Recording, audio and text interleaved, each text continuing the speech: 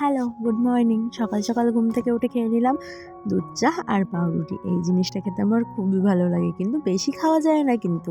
তারপরে বাঁ হাতে ধরে দিল একটা প্যাটিস।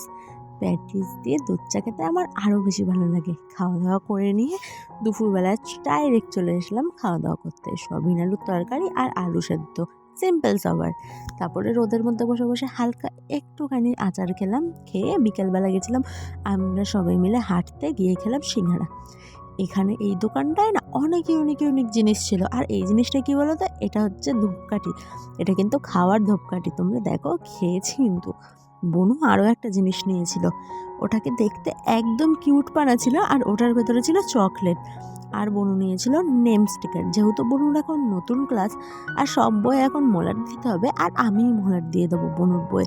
তোমাদের সঙ্গে তখন সেটাও শেয়ার করব। বাড়িতে এসে খেলাম চাউমিন। আজকের ভিডিওটা এই পর্যন্তই, টাটা।